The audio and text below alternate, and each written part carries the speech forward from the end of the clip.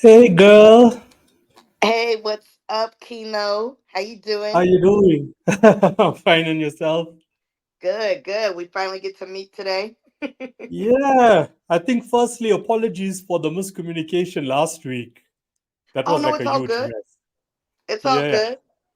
We I here thought for now. sure you were gonna say like, okay, I'm canceling the show, not happening, you know. But No, thank you for no, accommodating. Thank you for no, accommodating. no. I'm Yeah. here. How's your morning so far? Your day has just started. Yes, I actually just woke up not too long ago. So I'm like The life of an I'm still artist. trying to wake up a little bit. Cool, cool, cool. So, yeah, so first off, one thing that really got to me, like in a positive way, is like you being like a diva of divas. And I'm going to be honest with you, like it's been such a long time since I've actually seen or heard the word diva, you know? And you can correct me if I'm wrong with this. There's a huge difference between being a diva versus being a model. You know, the word Yeah, model we hear a lot, it's all over, but never diva. Like when it comes to being a diva, it's much more complex. There's more components to it. yeah, no, definitely. Like when I came up with Diva, it was to um it was to brand it in hip hop because there's never been a diva in hip hop. You Yeah, got yeah, yeah. Barbie, you got Hot Girl, you got Icy Girl, you got the Beehive, you got the Little Monsters, and now you have Diva. You know what I mean? Yeah, So yeah, yeah.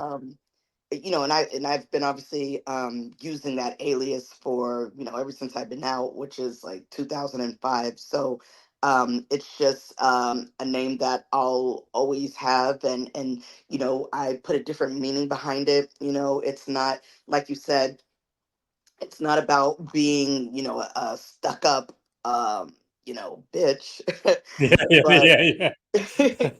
yeah, it's just more so being a sophisticated, independent woman who knows what she wants. And by being that is what makes her at the same time sweet, elegant, beautiful, inside out. And that's what a diva is. Yeah, yeah. So that's like your trademark. That's your signature that you brought Yes. to like hip hop culture and the whole music economy. Yes. Yeah, you got it. Yes. Well, it sticks. It sticks. I love it. I love it. I love the whole concept of it. Thank So, you. like, Thank you. yeah. So, your people have only given me 1 hour with you. I know Wendy was like, when I was first communicating with her, I was like, I have shows that go for like 2 hours, 2.5 hours. And she's like, okay, can we keep it like for an hour, Because I know you're a busy person. You're a busy person. Yeah. So Yeah. yeah, so besides touching like on you, like I want to ask you, some questions on hip hop culture itself. But let's start with you. Like, how did it all start with you? Like, when did it start? How did you know that hip hop is for me? Like, I want to be an artist. Yeah. So, gosh, man, probably like in the early 2000s, like 2003, 2004, when there were just so many artists. Def Jam was popping, Cash Money was popping, No Limit, um, Rough Riders. And I just told myself, I was like, oh my God, I want to do that, and I know I can do that. And not only just from watching all of that, but music has always been my thing. It's always been my forte. And I always love performing. I love writing. I love um, co-producing and arranging music. Like for me, I'll sit there with a producer and watch him make the beat, and I'll direct him on how to arrange the beat and what Yeah, instruments to put in the beat, or sound effects or anything like that. And so for me, that's what really inspired me to want to do music. And I love expressing how I feel. And so the best way to do it for me is through hip hop. You know what I mean? yeah, Um, yeah, yeah. I've done poetry. I've tried to sing a little bit, but it just really wasn't my thing, and I just really wasn't I wasn't good at it, but rapping is no rapping is what I'm good at. Acting is what I'm good at. Just you know what's your calling and what isn't. Yeah, yeah, And when you do know yeah, what your calling is, you got to dive into it. You got to go full in and you have to pursue it. And that's what I did because I knew that hip hop was my calling. And it what really almost discouraged me in the first place from pursuing it was when I did first enter the game. I was signed to an independent label and we were trying to search for a major deal for me. And at the time, there was no female rappers out right now. Lil Kim, Foxy, Eve, the Brat, all of them Missy had, Elliott. yeah, Missy Elliott. They all had done their thing and took a break or whatever. So the market was really dry, and when you think of female rappers, you think of them. So it was really hard for me to find a deal because at that point labels were like, well, what should we do with a female rapper? We don't know what to do with you. We don't know how to market you. We don't know how to promote you. We don't even know what kind of audience we would promote you to, because at the time, yeah, Lil Kim and Foxy had Jay-Z and Bad Boy behind them, and Eve had Rough Riders behind her. Mia X was with No Limit, the Brat was with So So Def, so everybody belonged to a family. And I belonged to an independent family, but it was just we had a hard time trying to convince a major label what you could do with Keldamuzik. So Yeah, yeah, that yeah. was one major challenge, but I overcame that hurdle, and I'm here today. Yeah, yeah, yeah. It's crazy. Like, when people talk about independent labels or independent artists, it's like it's not new, but it's still fresh, even in 2024. So for you to Hmm. say there was like an independent label those days in the 2000s, that's Hmm. a wow. So it was there. So Hmm. did the label at that time just serve as okay, like A&R, where we're going to recruit artists such as yourself, and then we're going to get you a deal, with the mainstream record label? Is that how it worked? Yeah, well, so nowadays, the industry has changed, right? It's all about being Yeah, independent and proving to a label that you have an audience and that you can sell out clubs or lounges or whatever, right? So it's just an example that I like to give is, if you're ever trying to get a loan or a line of credit or even buy, a car or a house, they look at your credit score, right? yeah, yeah, They look at if you're worthy or not, if you're capable of paying them back this money. And that's the way the independent game works right now. So for me, we were doing it old school, right? We were trying to just, send out demos and arrange, times to go meet with A&Rs and buy lunches and, pay for a publicist and all that other stuff. Whereas now you invest in yourself. You're spending money on yourself and you're paying for all these tools now to help promote you, from social media ads to, any kind of marketing tool that exists out there, right? yeah, For yeah, to promote your music. Um, and so now the purpose of getting a deal really is for the financial aspect of it. So it is like getting a loan from a loan shark, and you got to make sure you pay that label back plus interest plus everybody who works around you. So for me, I've continued to ride that wave where I'm investing in myself, and now I'm investing in other artists, and now I'm investing in other aspects of my career as an entertainer, from producing my own films, TV shows, and now even acting in other people's projects. It's like the whole industry has changed. So that's wave I'm riding, and a lot of other artists are doing the same, because that's the only way now how to become successful. So yeah. If you really think about it, it's actually quite sad as well that that's what Hmm. it's come to, because people are no longer looking for like, are you the dopest rapper out there? Are you like the most talented artist out there? No, it's Hmm. like, okay, first show me your social media following. Show Hmm. me, how many views you're getting on TikTok, how many views you're getting on YouTube. That's Hmm. what they want to actually see, because whether your music is good or not, because you already have that following, it's going to sell. That's the perception. So that's where we want to invest. It's like what you said. It's like all financial. It's all bottom line to this, guys. It Which is. is sort of like as you said yourself, you're working with other artists and you want to grow other artists. It becomes demotivating for those artists as well, which can make like your job, my job, like harder.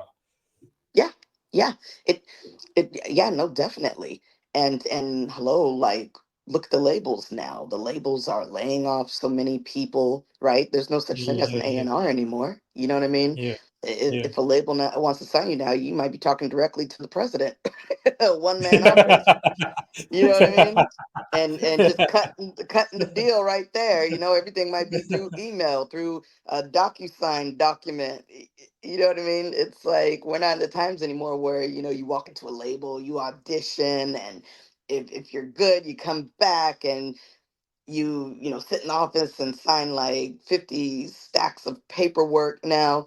It's just things Yeah, are yeah, so yeah, different now. But yeah, like you said, it's hurting other people too. Now, the people that it's not hurting so much are like bloggers and journalists and tastemakers, and maybe even PR people, because now we, as independent artists, we rely on those people to keep our names out there, or to even get our name out there. So that's why you just have so many artists now who have independently built their own label, and they're just hiring outside people to come in and run their label or work for them as if it is a major label, because at the end of the day, you are your own brand, you are your own yeah, entity. yeah, yeah, So yeah, why not do some outsourcing and bring those kind of people in who specialize in what you need to work for you.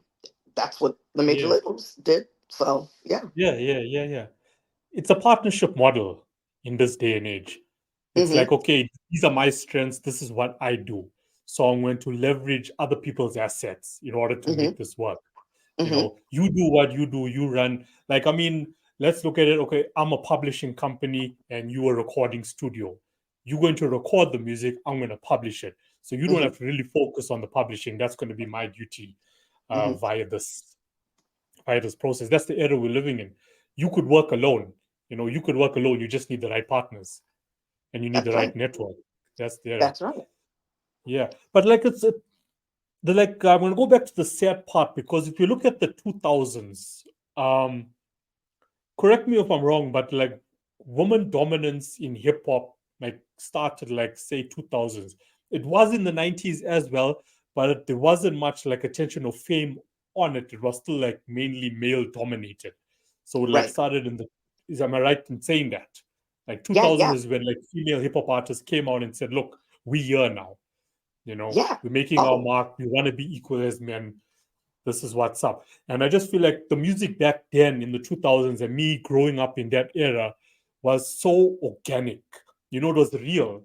Like I could listen to like, Lil Kim or Missy Elliott or whoever, okay, I was a fan of Eminem, growing up my whole life. And it could relate to my life, whatever I was going through, like because the artist sort of understands how I'm feeling right now.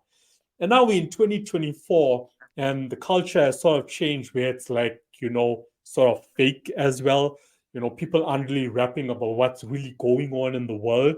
So, what's your take on that? Do you think that hip hop culture has evolved in the right direction, correct direction? Or is there work that we need to do to sort of like make it organic as a community, as the hip hop community worldwide? yeah. So it's weird. I do always ask myself, when will hip hop go back to what it was? At least like in the mid 2000s. But I mean, don't get me wrong. Back then, hip hop was turning popish too. You had rappers singing their hooks and Yeah, yeah, even yeah. harmonizing throughout their verses. So and all of today's artists are kind of just, following that. You know what I mean? Because that's what they grew up on, right? um I just think that this wave of female hip hop artists that are out right now, for me, I think it's not a bad thing, because it is highlighting black women, right? Black women in entertainment, black women holding their own, black women being independent, making their own money. I would rather see all of these female rappers out right now rap about whatever they want to rap about, opposed to knowing who the biggest gold digger is right now, married to whichever athlete, getting this money and that money. Or, you know what I mean? Or I'd rather see, a chick on OnlyFans doing her thing and making her own money. Like, my whole thing is, I like to just see women be independent. However you get your money is however you get your money. Um, I just, just the whole gold digging thing is just where, like, like, come on, But as far as hip hop changing, um, I will say it might change, but it doesn't mean it's going to change for the better. Yeah, yeah. You might have this one next female rapper that's going to come out and just, you know what I mean? I don't even want to say it, but I don't think it's going to change for the better. I think music is going to continue to be dumbed down. And now that they've come up with all these AI tools where Yeah. you could have AI write a song for you. You could have AI sing and produce a song for you, rap a song. I came across a tool the other day. Um, I forgot what it was called. It was called like AIRap.com. But you just put in like a couple notes or whatever, then AI Yeah, yeah, yeah. comes with, saying like a whole song for you, a whole rap. And I'm just Yeah, like, this yeah, is not hip hop. You know what I mean? This is not yeah. hip hop. This is not street. This is It's not not, real. or yes, it's not authentic. So I think with the way society is and the way technology continues to evolve and take over, I don't see hip hop getting better. I think it's going to remain, if anything, I think it's just going to get worse. And it's going to make it harder for artists such as myself, who've been in the game for a long time, to continue to evolve and, retain your fan base, because everyone's going to get younger and younger. And the younger they get, and what they're introduced to, is what they're going to pay attention to, right? So even artists like, Cardi B or Meg The Stallion, who are, authentic artists, it's going to make it harder for them in the future, Yeah, because now we're going to want to listen to AI. And yeah. you know what I mean? And if AI could sit up there and create its own artists. AI Yeah. could create a hologram. AI could create a hologram tour with its own hologram artists, its own hologram music, hologram backup dancers. It's gonna be like a Circus Soleil show or whatever from Vegas now.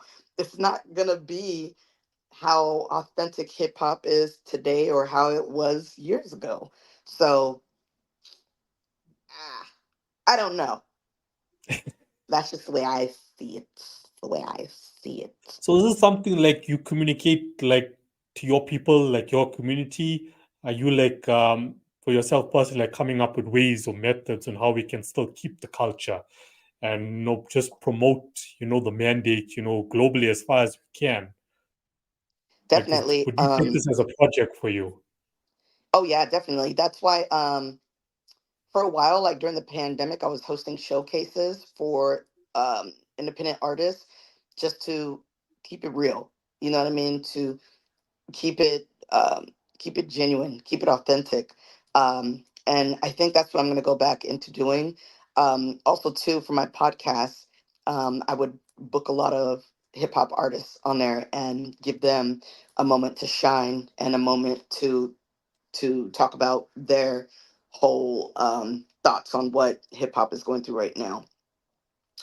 And I think other artists need to come out with ways to do so as well, or else, again, you're going to let AI take over everything. You're going to let Yeah, yeah, technology, yeah.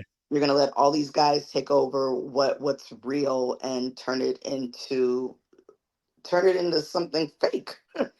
um, I was going to say, speaking of which, I'm not sure if you watched the Olympics, but you saw um, the break dancing segment that they had, and they had the Australian chick on there. Did you watch that? No, no, no. All I know is that your music was involved in the Olympics. Is that correct? No, not this time around. Wasn't it wasn't this time around. No, no. We wrote an article on it. We wrote an article Okay, on okay. it because I have, my beret line, Tams, and obviously it's in Paris, and that's what they wear, Right, right, right, the right, right. berets. So we wrote an article on of Thames and berets in general and where it stems from when it comes to the Olympics taking place in Paris. Um, Yeah. yeah, I wish I would have had a song out there or something, but I think for uh, me, why I never really focused on the Olympics much is because of all the controversy that actually started with it at the start. And I yeah, was like, I want to stay out of this. I really just wanted to like stay out of this. yeah, There was yeah, just like too much heat on it. So like I was like, okay, cool. Let me not get involved in this. yeah, Even if it's just like watching it, because you would watch something and then maybe you'll be impressed about something happening, and then the next day, there's someone making a noise on Twitter saying, this was wrong and so on. So like situation like this, I like to just like step back. Okay, cool. Let me just do Kino and move on in my life. You yeah, know, you yeah. know, No, yeah, totally. And a lot of people are like that. Like even for me, that's why I stay out of politics. I yeah, yeah, I don't blog about it. I don't rap about it. I don't write about it. I don't talk about it or anything because it just comes to a point in life where it's a distraction and it's not keeping you yeah, focused. yeah, And when you're distracted by all of those things, you lose track of what you're doing. And um, there's just so many people in this world that it wouldn't matter if your view counted or not. You know what I mean? yeah, yeah, So yeah, the Olympics, I did keep up though. I did keep up with the Olympics just because they, some of the sports I was really interested in, like obviously, gymnastics, swimming, and then uh, fencing. Oh my gosh, that was just really that was a really cool game because it's just like focused on your mental. But yeah, no, I'm just focused on my music, my brand, my career, and lately I've been working with the legendary duo in hip hop, the Loonies. You guys all know I got five on it, and so behind the scenes I've been working with them and was also working with Bay Area rap artist Kafani. I was help running his label. So, the hip hop industry is a $1 billion industry.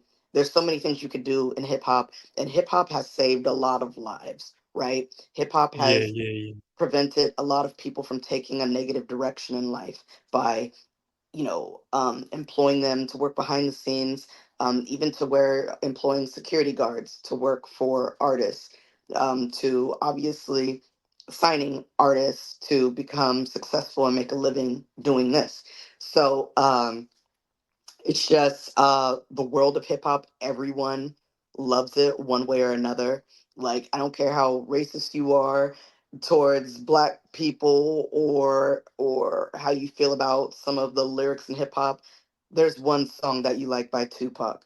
There's one track that you like by Nicki. There's one performance you like by Meg The Stallion. There's one business venture that you support of Jay-Z's. You know what I mean? So it's like you yeah, can yeah, never yeah, turn away this business. And that's one thing I will say, this business is never going to leave.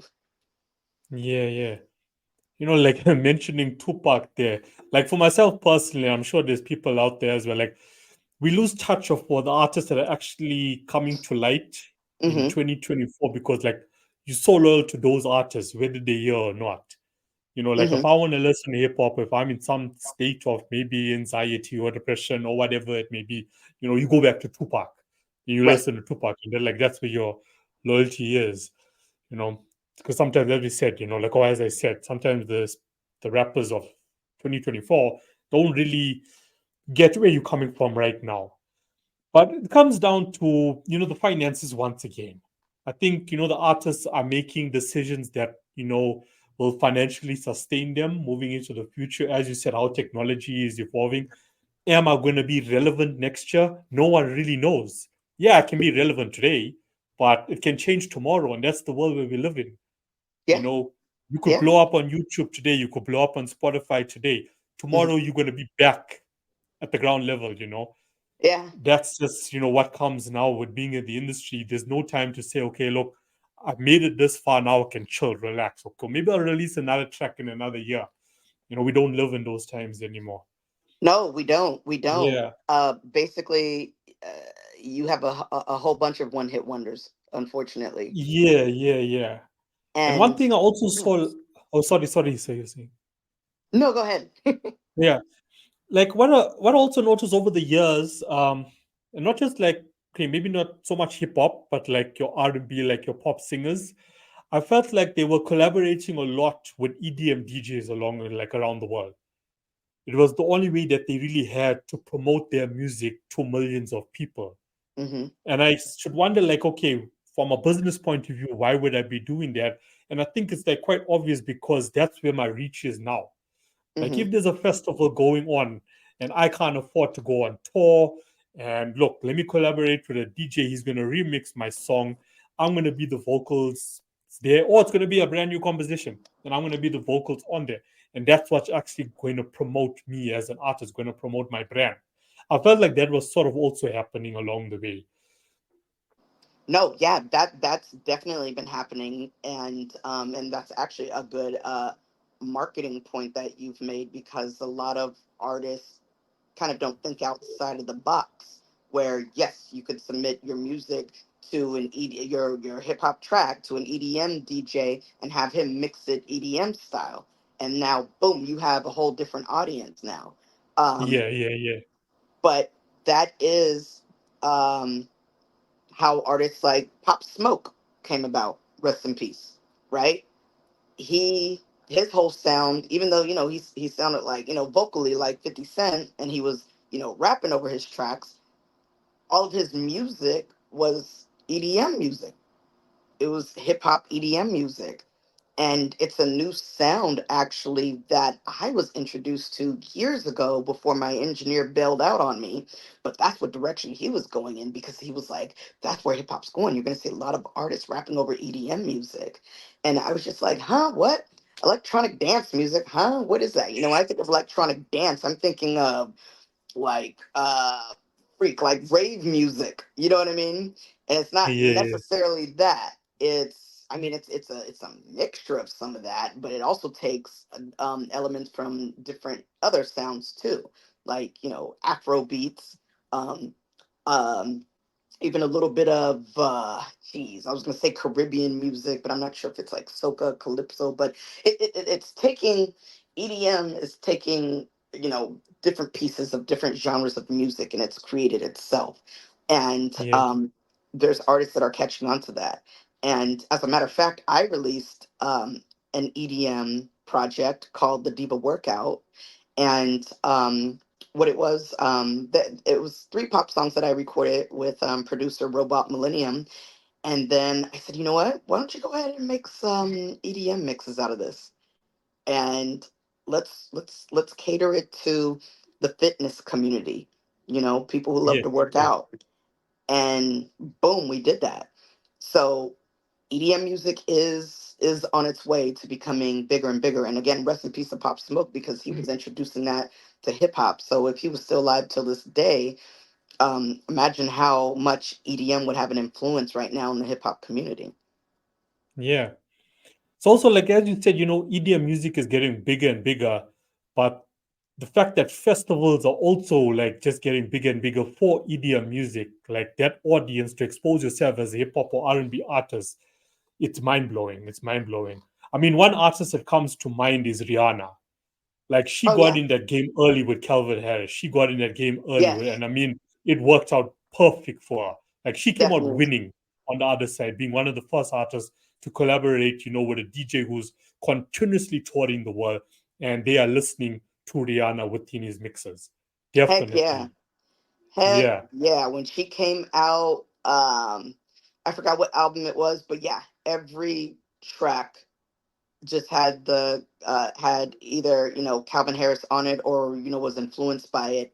And yeah, fast forward, even Nicki Minaj started working with David Guetta, and yeah, yeah, Akon started working with yeah. David Akon Guetta, I as well. believe. Yeah, yeah, yeah, Yeah, yeah. yeah, So that really opened the door too for artists to dabble in EDM music. Now, in a sense, I understand artists who don't want to go in that direction because it just simply isn't their sound, or, they're not willing to take a risk. But yeah, Rihanna really, really went to that side, and she excelled. yeah, And then, you had Lady Gaga, even Beyonce with the You yeah, Can't Break My Soul. You know what I mean? Just all of these artists now are really grasping or gravitating onto that genre, because you have to think about it too. In clubs, you want to dance to something that's upbeat, right? yeah. You want to vibe to something that's going to make you feel good, and EDM really just, it touches that point. Yeah, yeah, yeah. Just like what you said, like, like with the club, like one thing I'm passionate about is like regulations when it comes to performance because of how music is actually exploited within clubs and, the creators of that music aren't getting paid. Like that is like Hmm. a huge, huge problem that's happening. And it's, something like I'm passionate like about addressing. Like, but I feel down the line, like back to the topic of AI is going to resolve this issue, is going to resolve these issues. I mean, artists spend like a lot of time on their brands. They spend a lot of time in the studios working on their music. Just for DJs to go out there and exploit their music, the DJ is getting paid, but the artist is not seeing a cent out of it. Those things do need to like be addressed. Armin van Buren, are you familiar with him? The DJ as well. What's the name? Armin van Buren. Shoot, I don't know if I heard of him. Yeah, so it's like he did something really crazy. I think it was last year at Tomorrowland. So he used Okay. AI to duplicate Eminem's voice, and he dropped this track to like millions of people. And it was like the first time I listened to it, I was like, okay, is this like a collaboration going on between Armin van Buren and Eminem? Just to find out down the line that he was honest in an interview to say, no, he used AI, he created his voice. Of course, there were no, legal disputes and so on going on, but just shows you, what can happen now and the exposure you can get, of it. And how AI is actually going to be used. Yeah, It's yeah. Oh, crazy. definitely. Yeah. Um, it's funny. In 2010, when I released my album called the Diva TV album, and at the time I was, getting booked in the Caribbean to perform, to open up for like artists like Jock Cure. And so one of the DJs that I met out there, he said, "Hey, why don't you send me your whole album and let me do like a soca dance remix for all your songs?" And at first I'm like, I don't know. You know what I mean? But he did it for one of my songs, and it actually turned out pretty tight. I was like, Yeah. oh Yeah. shoot, um, so you just gotta take a chance with music, and I hate to say it, but you gotta go whatever direction the game is going in, right? Because again, people are only getting younger and younger, and whatever they're introduced to is what they're gonna support and what they're gonna stay tuned into, and that means it's gonna blow up, right? Yeah. And that means you have newer DJs. newer media outlets, newer clubs, newer tastemakers, newer producers, newer everything.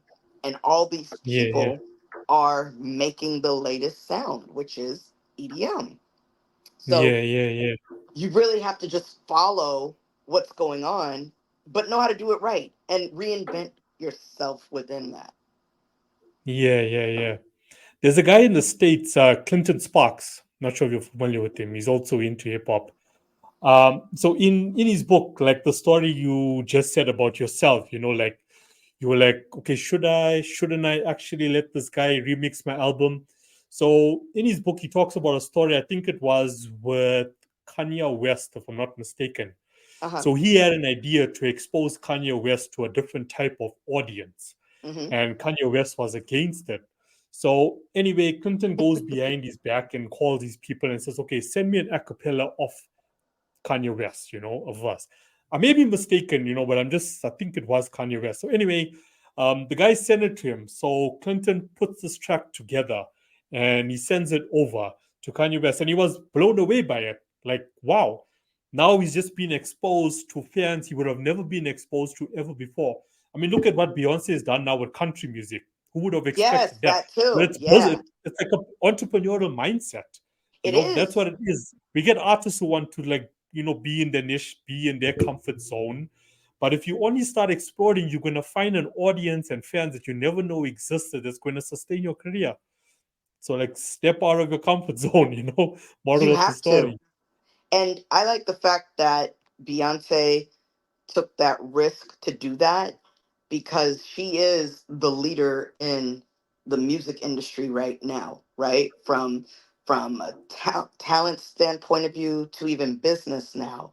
And even if she doesn't continue doing country music, what she did was she opened the door and laid the foundation for established black country artists who have been trying to make it in the industry. Now they can because Yeah, yeah, yeah. Beyonce opened the door for that. And to me, that was just a genius idea.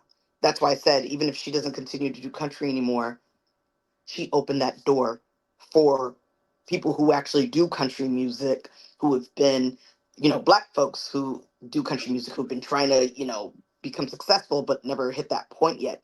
She's laid the foundation now. So now you got a bunch of black country artists who already have a following now, who are able to get that mainstream look to where they can become the Beyonce of country.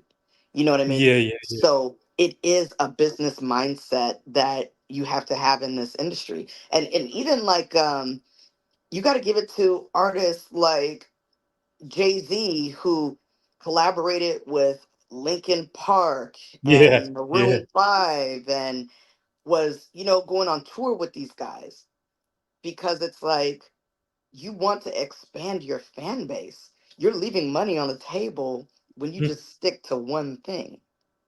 And that's what cracks me up about some of these industry people who are like, oh, you have to focus on one genre, you have to focus on one thing and one thing only and one project only. And I'm like, you're leaving money on the table. You're leaving future Yeah. opportunities on the table. Because And when I, labels, yeah, labels lose artists that way because the labels will come back and say, okay, no, we want you to make the same album that you made before, and the artist is like, no, I'm a creator, let me create, yeah, and a lot of yeah, roadblocks, and that's how they end up becoming independent. But the point you made with Jay-Z and Linkin Park, brilliant, brilliant. What he did there was just, yeah, right. that was spot on. Yeah, And you have to just think about it like from the music standpoint and the business standpoint, and then even from a political standpoint, it's just bringing more people together.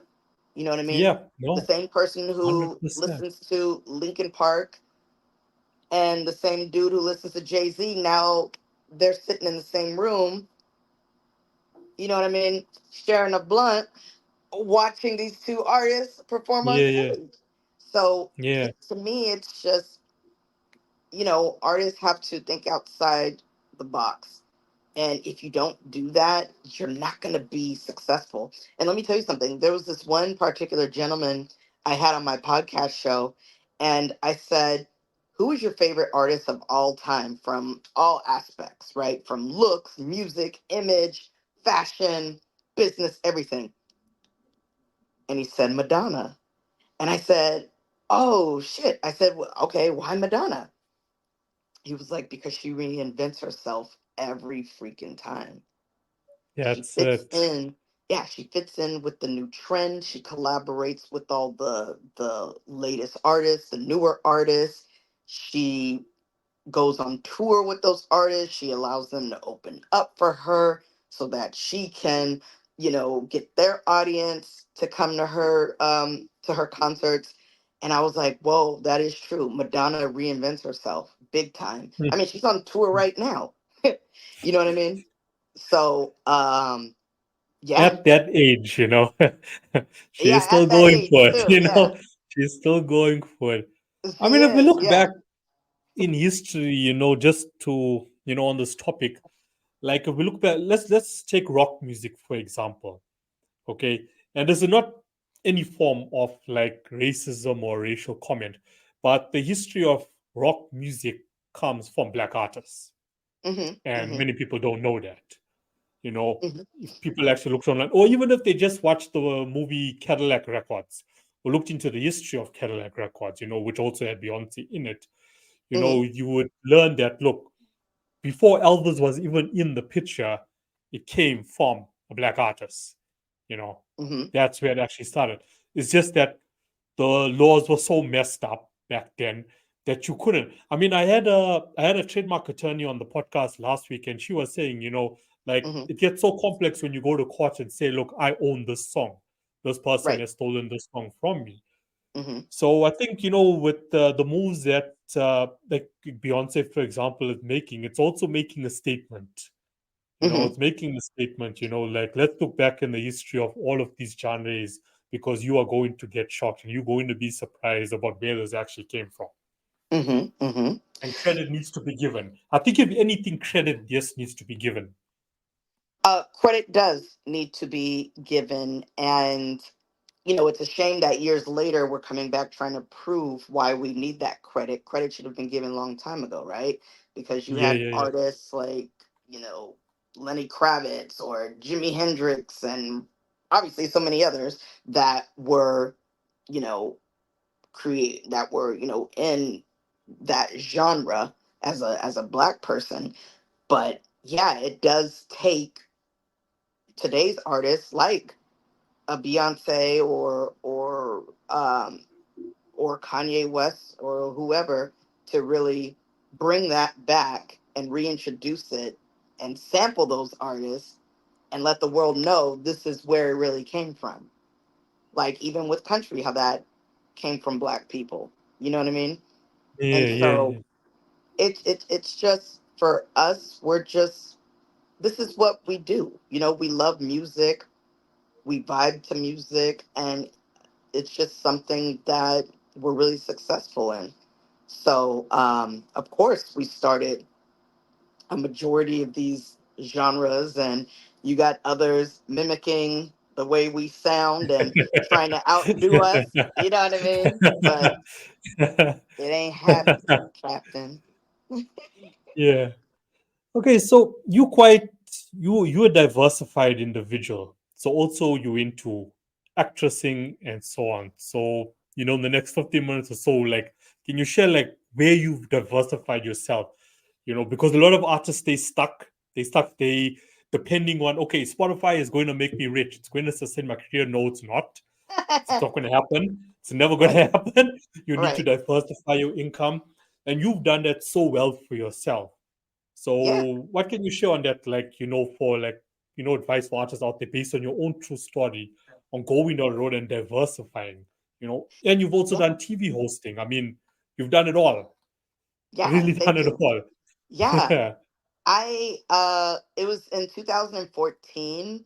I kind of stepped away from music a little bit because I just felt the market was oversaturated, and really nowadays is very oversaturated, but um, Yeah, it is.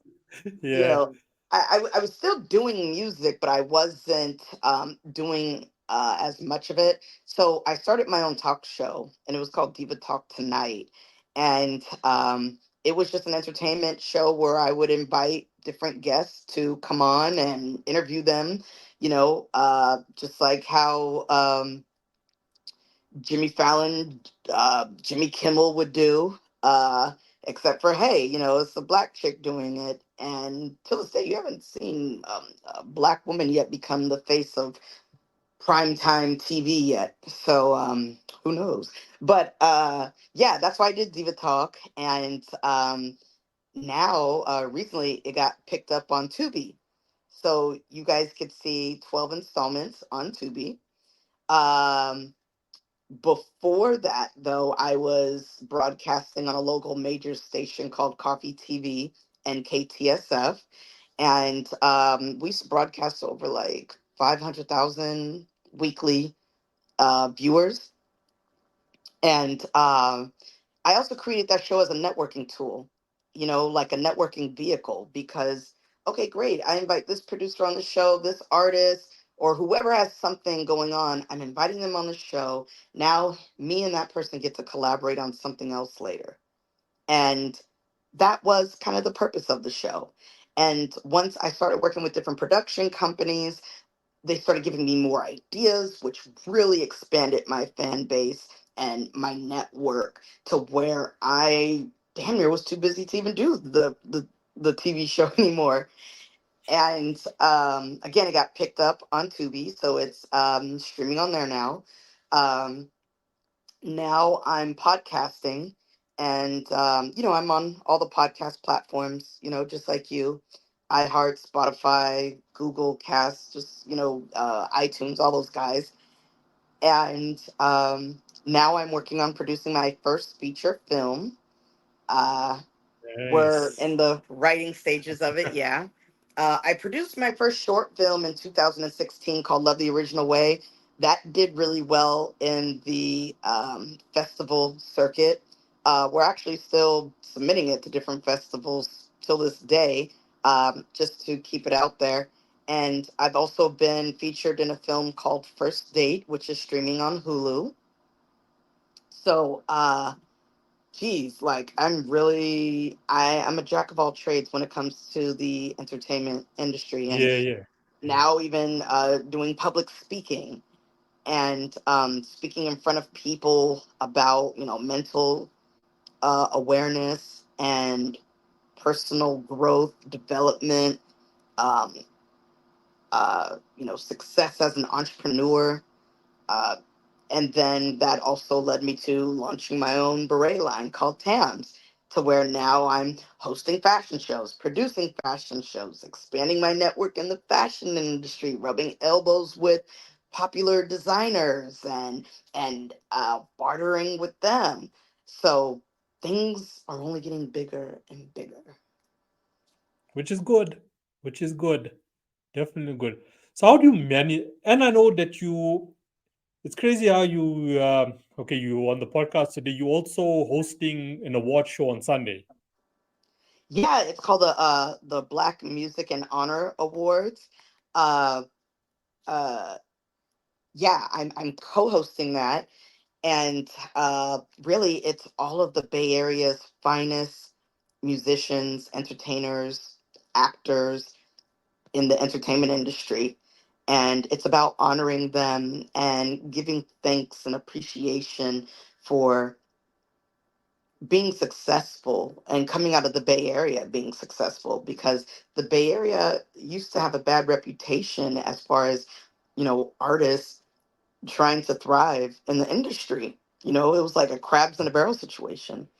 Now we're all collaborating and we're all giving each other a platform to to become successful. So that's what this award show is about. It's about showing appreciation and creating another platform to show that appreciation. Yeah, yeah, yeah. It's it's amazing, like how the universe works because each and every single week, any guest that comes on the podcast, it's like we all have like the same mandate, which is like Right. we need to start communicating to like as much people as possible. Like you even mentioned yourself about mental illness. It's a Mm-hmm. trending topic at the moment. And not just like in the music industry, but just in society in general, globally, you know, it's really affecting a lot of people. And it's about to like just get worse as these next few years unfold. So the world right now needs people like you. So, well done to you. Um, there's also a doctor. I had her on the podcast about 4 weeks ago. So she focuses on suicide prevention within the music industry and out of the Mm. music industry. So Mm-hmm. what she does is she puts all like all the lyrics together. She does all the visual arts, and then she like work via contracts with vocalists. And Mm-hmm. she uses that sort of content to get the message out to people, because it's crazy numbers. When you look at the numbers of suicide rates, like over 700,000 a year globally, It and those is. numbers are not spoken about in the media, you know, people like us actually need to come up forth and like do something about it. And that's a bigger purpose about just being an artist. Yeah. That's the purpose behind it. It's not just about making music. So we can make music that is organic, that is original, that speaks real stories, backed up by proper storylines. That look, what I'm telling you in my lyrics, what I'm telling you in my song is because I've been through it. And if I can get through it, so can you. Exactly. So I'm proud of Exactly. what you're doing, and how you're diversifying it, to get that reach. Because whether you're going down music or, TV show or podcast or fashion, your mandate to help people will always be there in all these sectors. It's going to Right. help someone along the way, which Right. is quite dope. So how do you like handle it all? Like, how do you handle all of this? I know you got a Mm. great team, but for yourself, like psychologically, mentally, how do you handle it? Sleep and drink lots of water. Do you even find time to sleep? Yeah. No. No. I always find time to sleep. Yeah. Yeah. Ooh, shoot. Sorry. No. It's really when you have a balance and you do one thing at a time, but you're still doing multiple things at a time, right? It's just all about timing and organization skills. And that's actually something that I learned in school, time management, right? Being able to prioritize what needs to be done first and then going to the second task, third, fourth, fifth, whatever, right? And then mapping out your short term goals and your long term goals and sharing that with your team and making sure that you're not overwhelming yourself or your team with all these tasks that need to be done. You prioritize what's important first and then get to the less prioritized task later. So time management is everything, and also what needs to be addressed is what's everything, right? Like, okay, we're watching the politics on TV right now, right? It's all over social media. Trump, Kamala Harris, everybody's talking about them. So it's kind of like, okay, if this is what you need to put your focus on right now and talk to your fans about or whatever on your next podcast or next song or whatever, then that's what you have to do. You have to be in the know. You have to follow what's trending. You have to, I hate to say it, but you just kind of have to do what everyone else is doing because all these TikTok influencers, IG influencers, they're making bank and they're getting hella followers, hella engagement because they're trendy. They're following what the trend is right now. They're doing what the trend is right now. And when you're doing that, that's how you learn to become successful. So it's all about time management and prioritizing what needs to happen now and what needs to happen later. Yeah, yeah. I agree with you on that, go with what everyone is doing now. The only question that comes to mind is how do you do it without selling your soul and losing who you truly are? I think You that bothers just like a you lot of people. I think it comes out during, the interviews, when you talk to people such as yourself, you know, um, I'll admit, when we saw a change in Kanye West, when he talks to the media, he talks differently now. And it's kind of like, that's not the same Kanye West that we knew years Yeah, ago when he yeah, yeah, first came out. You know what I mean? So that's why there are such such thing as talking to the media and appearing on radio stations and podcast shows to talk to your fans, to let them know what you're doing and why you're doing it, and that you're not trying to sell out or leave them. This is just a specific project. You know what I mean? Or even through your art, through your music, there's a way of delivering it without selling out, with keeping keeping it real and keeping yourself real.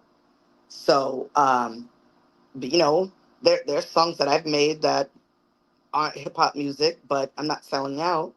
I'm still Keldamuzik, yeah, yeah, and yeah, yeah, you'll know that by listening to the lyrics. You'll know that by listening to the beats and how I deliver, on those songs. Nothing has changed about me. So yeah, yeah, really, when you keep it real to yourself, naturally everyone else knows that you're keeping it real with them. But the second you start changing your voice, your tone, your accent, and you just become this whole different person that we didn't know before, then people will suspect that you're selling out. yeah, yeah, yeah. No, no, 100%, 100%. This is just all about, just keeping a balance and following your instinct, That's because at right. times an artist can make, okay, maybe one artist is doing a certain thing with their music, whatever it may be, and you say, okay, cool, let me also attempt to do it how they doing it. But then you find out that it doesn't work for you because their audience is not necessarily my audience. Mm-hmm. You have to go out Mm-hmm. there and you have to really look for your audience, and you need to focus on your audience. That's right. That's right. And then if you are artists like Beyonce, Lady Gaga, Nicki Minaj, Rihanna, Madonna, Mariah Carey, Mary J. Blige, you'll always have your fan base no matter what you do, because now um you're just trying something different because you want to. You're not pleasing the fans anymore. Your fan base is already there and they're always going to be Yeah, with you. And the more you continue to reinvent yourself and come out with brand new material, your fans are always going to love you for that. So, yeah, yeah. yeah, yeah, yeah. No, no, 100%. It's like like your fan base, like even though your music, whether they feel like it's good or not, they still going to support you. Happens, does happen. I think, one thing that didn't work out for Beyonce was like, she has this fan base of millions, yet her clothing line with Adidas never work out. You get those sort of situations. And then you Hmm. have to dig into, okay, what's right. But I think it was mainly because of like um demographics, possibly. Can Hmm. people, people can afford to like go on Spotify and listen to your music and support you, but they probably couldn't afford, to buy your clothing line. But it's Right. never a bad thing to just test the waters and see, what really happens. Yeah. Hey, artists test out different business ventures all the time, and some work, some don't. And just because they don't work, it doesn't mean that your fans aren't supporting it. It's just maybe the third party that you're working with is not really putting the marketing dollars behind it, or their method of promotion isn't really doing that well. So everything's all about creating a reliable, solid marketing campaign and learning what direction to go in, how to reach the fans, how to reach your listeners, and how to reach other people who aren't your fans. So things work out and things don't, but Yeah, it's yeah. part of life. Yeah. It's part of life. It's part of life. I think, what I'm looking forward to, hopefully something that can happen in the future, is where you have like a Beyonce and Taylor Swift album that will come together. because that's going to sell billions. Oh If you really yeah. think about it, that is going to be like the best strategic move that these labels will make. Wait, if Beyonce Bringing what? it to If she collaborated Beyonce with and what? Taylor Swift, like Oh Beyonce and yeah, Taylor yeah, Swift yeah, coming yeah. together on an album. Oh yeah. I mean, That that that would would be be madness. Yeah, that would be madness, and a strategic move, very very much strategic so. move. Yeah. Yes, Okay. sir. Thank you for your time for coming through. Even though it was like there were Yes, delays along the way, and there were miscommunications, but this was insightful. This was really insightful. Thanks for sharing your knowledge and expertise on hip hop culture and Yeah, what we can no. actually do and move forward. Yeah, no, thank And you so hopefully, yeah, much we for can still having keep me. it. And No, no problem at all. No problem at all. Like, I mean, the questions asked about hip hop was like what I was looking forward to. Like, where do you see hip hop going from here? Can we still hold it together? Can we still keep it together? Everyone is getting monetized, and that's just what it is. The guys back in the day, the financial gains from being an artist was like secondary for them. You yeah, know, yeah, the yeah. top was about impact, about building my Mm-hmm. name, building a brand, making a difference. Mm-hmm. Finances came afterwards. You Sure, know, sure. It was fast all about forward, the passion and the art first, yeah, and yeah, the art people behind it, supporting you. Yeah, yeah, and now definitely. it's all about the dough, and that's just the world we live in. You know it. Yeah, yeah. Okay, thank you so much for coming on. Please enjoy the rest of your day, and all the best for all your business adventures going forward. Thank you so much, Kino. Enjoy Right. your day, baby. All right. Thanks. All Bye. right, see you guys later. Bye. Okay, bye.